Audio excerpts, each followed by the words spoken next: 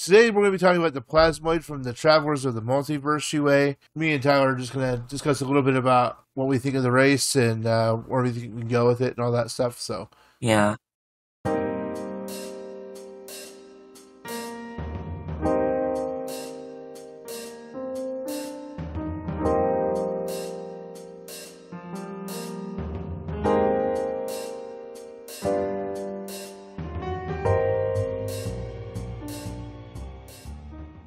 the Plasmoid.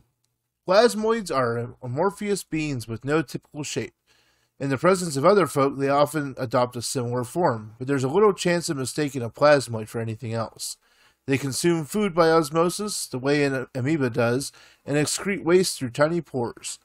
They breathe by absorbing oxygen through another set of pores, and their limbs are strong and flexible enough to grasp and manipulate weapons and tools. Although most plasmoids are translucent gray, they can alter their color and translucence by absorbing dyes through their pores. Plasmoids don't have internal organs of the usual sort.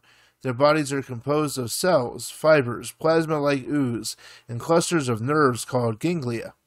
These nerves enable a plasmoid to detect light, heat, texture, sound, pain, and vibrations. Plasmoids can stiffen the outer layers of their bodies to maintain a human-like shape so they can wear clothing and accessories. They speak by forcing air out of tubular cavities that constrict to produce sound. When plasmoids sleep, they lose their rigidity and spread out, and are sometimes mistaken for a rock or some other feature of the environment. So I think that's just kind of fun and cool all on its own.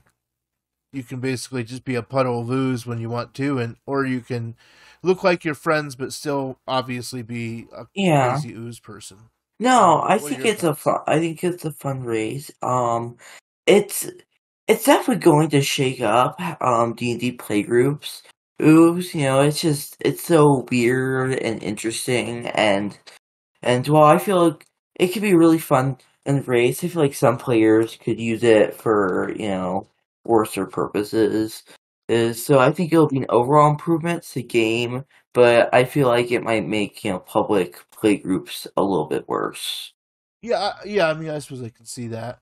I don't think anything about it is so foreign or bad that it's going to like ruin the Yeah, immersion or anything like that. And it kind of gives you that weird alien kind of feel to it. It does make it feel a little more sci-fi to a certain yeah. degree, I I suppose. I think this is my. Um, It's one of my favorite mechanically, but it's actually one of my least favorite flavorly, like flavorful. Well, because it just feels so. It just doesn't feel like it fits.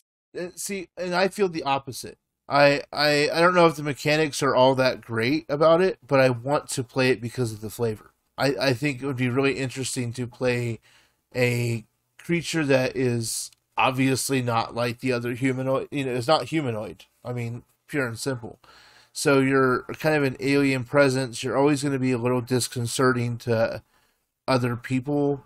But I think if you have a group of people who learn to trust you and care about you, then you can.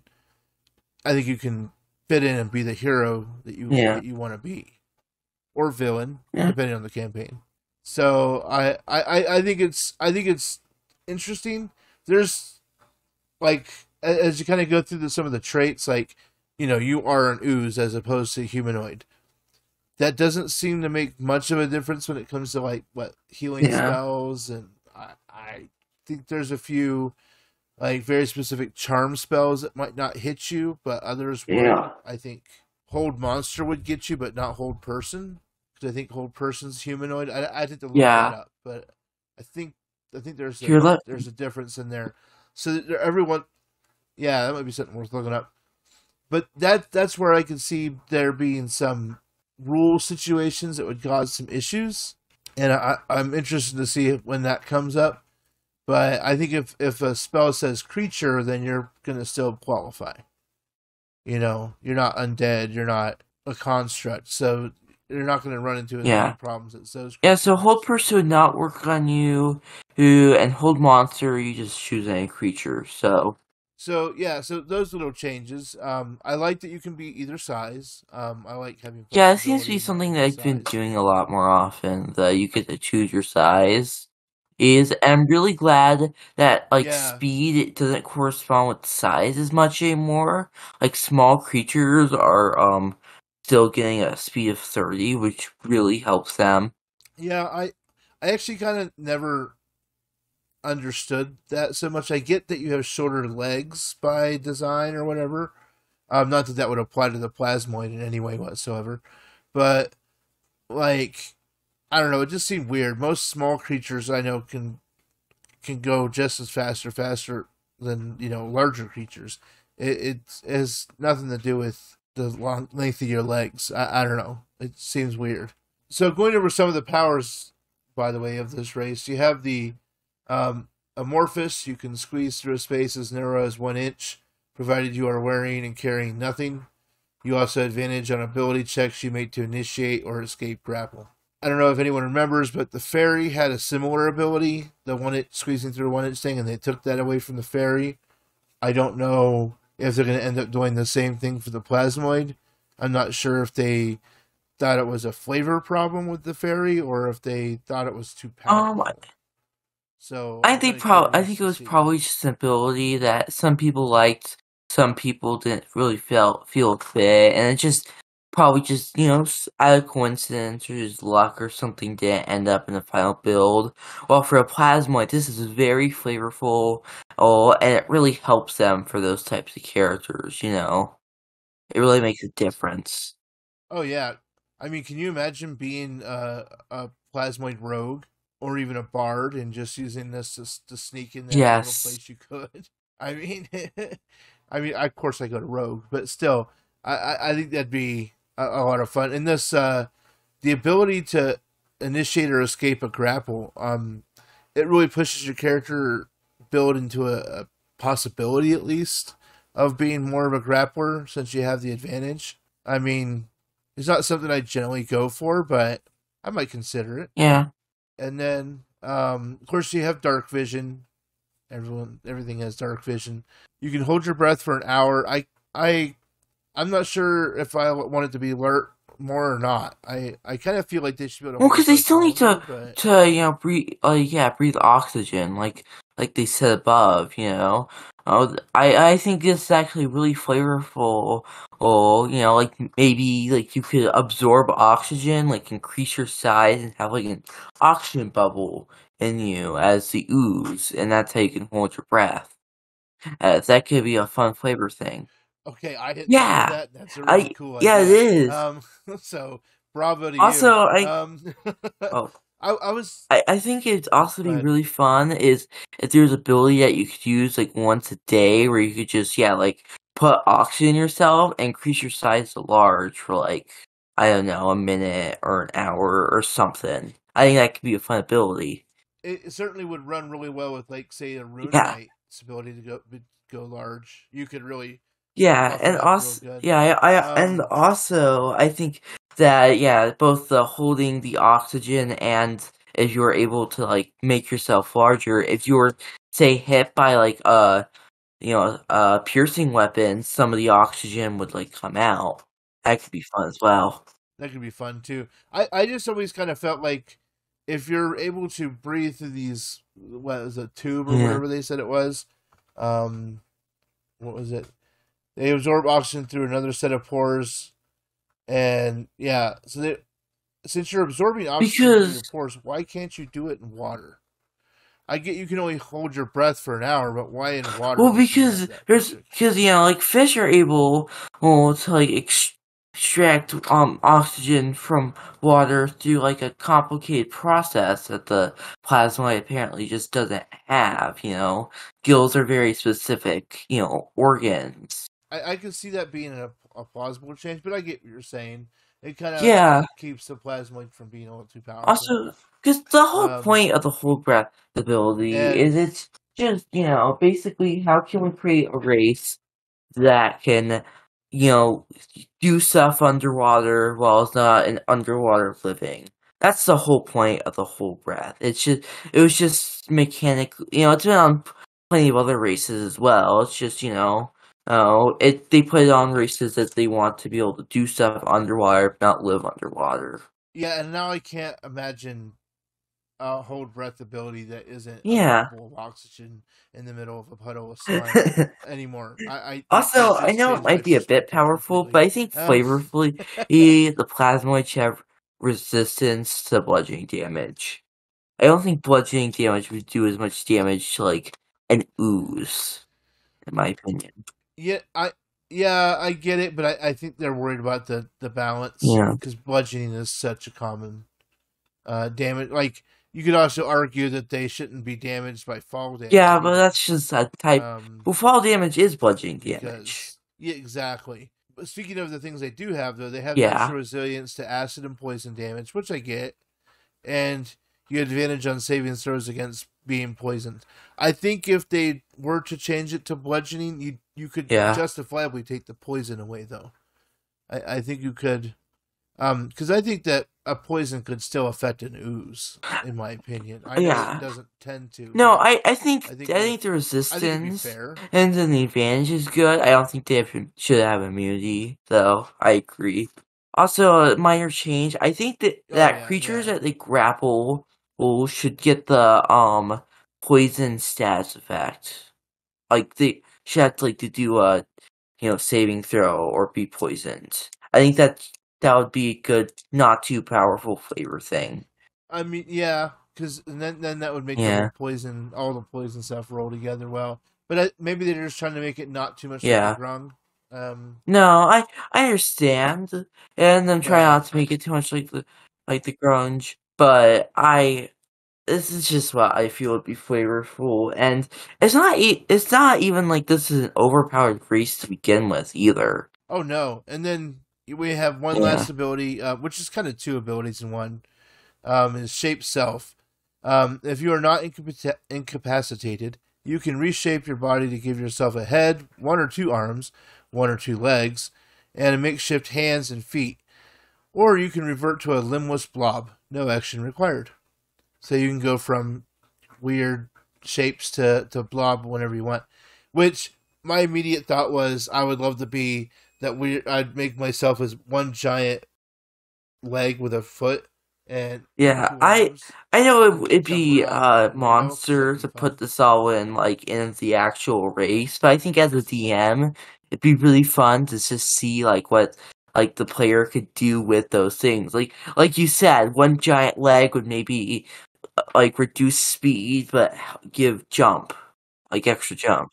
Exactly. Or or for flavor, you could do things like change yourself into because it doesn't require an action to do these things. You Yeah. have a lot of flavor. A Plasmoid monk could be really fun because you could just be constantly moving around arms and legs to just punch and kick them.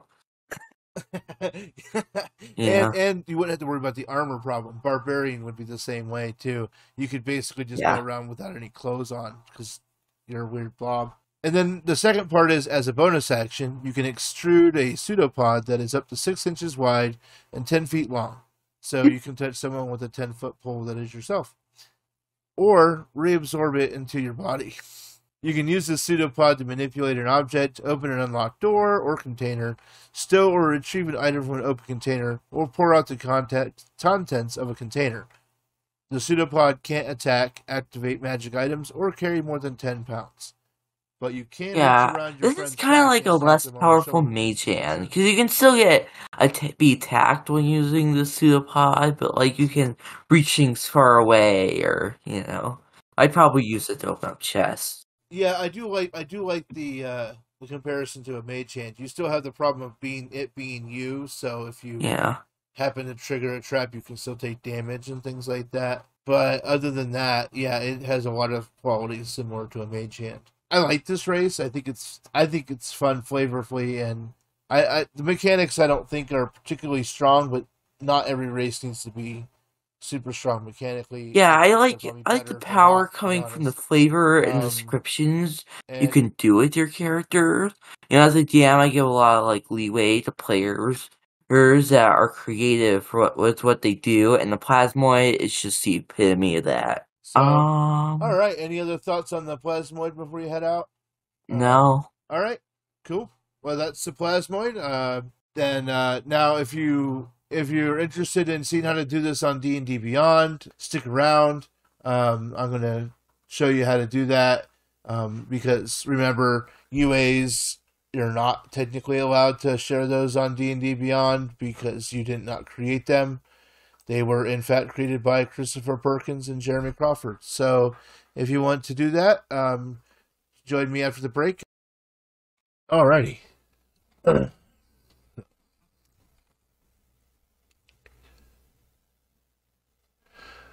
So now I'm going to show you how to make the Plasmoin Race on D&D Beyond.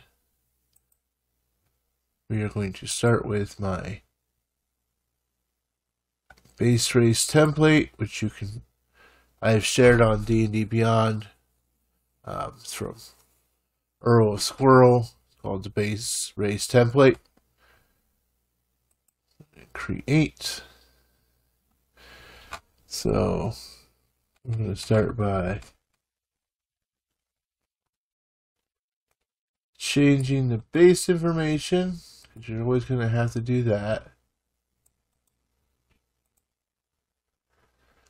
I'm going to leave the size the same, because the way this template works is it keeps medium as the default, and then we change the small setup if we need to. And we will, because this one gives you a choice. Alright, go ahead. Put in a short description. We'll put in the long description. Now, I'm pulling all these off of a Google Docs, which I'll link in the description of the video. This just makes it easier for you to make the race. It's basically a copy-paste kind of job, and it's all in order. It also has the instructions, so you don't have to necessarily have the video on while you go through it if you remember enough from the video. Now, since I'm using the base race, all I need to do is make some minor changes here and there. I will have to change the creature type because it is not, in fact, a humanoid. It is an ooze. All these ones are the defaults that are on basically every race now. Dark vision is part of my template because so many races have dark vision, such as the Plasmoid. So we're going to go ahead and add our first racial trait, amorphous. Recall, this is the one that lets you squeeze into small spaces and makes you better at grappling. Alright, we're going to make that 5. Now we're going to do is called out. This will show up in the list of racial traits of the class in the character builder. Go ahead and hit save. Now, amorphous uses a couple modifiers, so we're going to have to add them. Our first one is going to be advantage on athletics checks. And then in the details, we're going to put to initiate or escape grapple. That way, we don't have to try to reference something that's right there on our character sheet. Makes it real easy for us to do so. Now, it's not just athletics, it's also going to be acrobatics. Same details. Put those there. And that is all we need to do for that particular racial trait. It goes by real fast. At our next racial trait, we're going to have hold breath. This is the one that lets us hold breath for an hour. I still remember in the video how Tyler pointed out that you could do the whole bubble in the inside of you. Now, you don't have to do it that way, but I think that's pretty cool flavor, so that's pretty much how I'm going to do it. I want to call that out. Pretty much on all the main abilities, I want to call these out. Dark Vision I have set to be called out as well, because it is one of the abilities that makes it an ability. Now, Hold Breath doesn't show up on the character sheet anywhere else. It is just a named ability, so you just go from there and we can pretty much be done with it. It's one of the ones you just have to kind of remember. And that's fine. DnD Beyond can't do everything for you. It can do a lot, but it can't do everything for you. So, Natural Resilience, that's the one that gives you the advantage against saving throws of being poisoned, and resistance to poison damage. We'll call that out. It'd be a granted ability. So, it's going to be a resistance to acid, which is the first thing that pops up. Call that good there. And we're going to add another one. I'm going to do resistance to poison. There's that.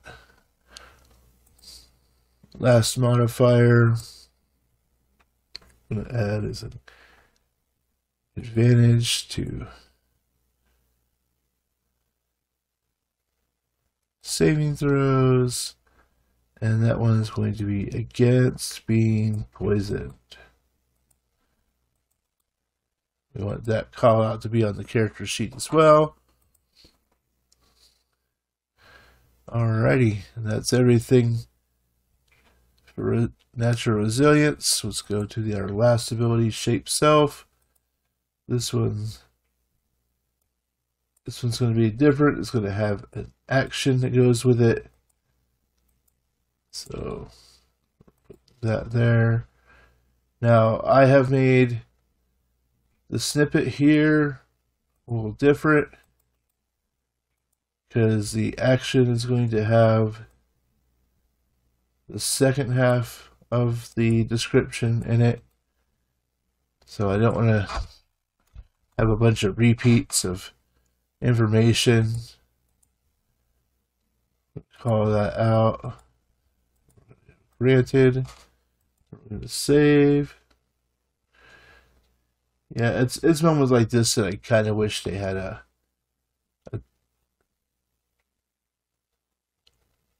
dark version of the website.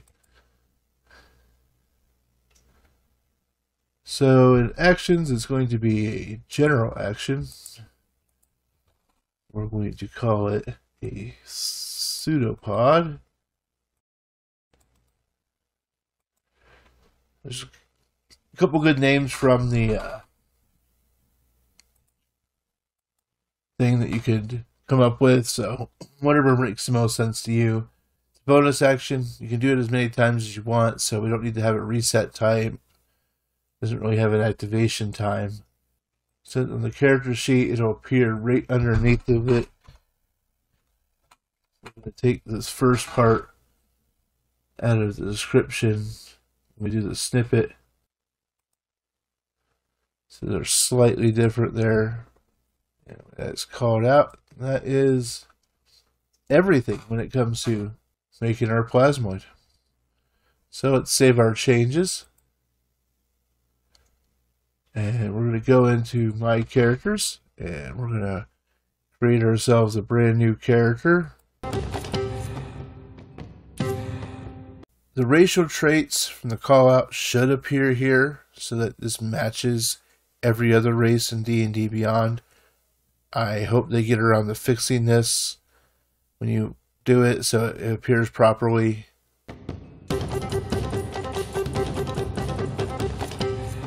See how these all got called out? That's what the call out basically does. Does it in the order that you set in the thing, in the character builder.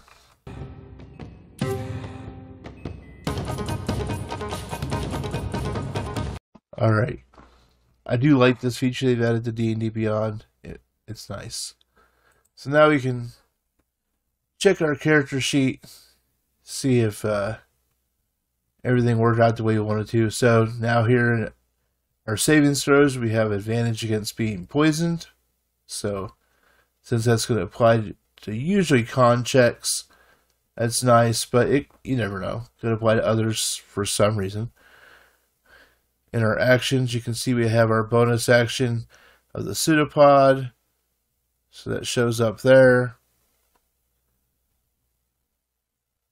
We go to features. Racial features, you are an ooze. We go to size medium. You got the amorphous ability. You can breathe for an hour. A little description of natural resilience and shape self here. Calls letter bonus action. We get our dark vision. And yeah, so there's that. Also, if you look at acrobatics, for example, it's going to show advantage to initiate or escape grapple amorphous. And do the same thing with athletics. So we have a pretty good idea how that all works out. You look here under your resistances, you have acid and poison. You want those to show up. So we have everything we really need for the character builder. And there you go. There's your race. So I hope you guys enjoyed. And see you next time.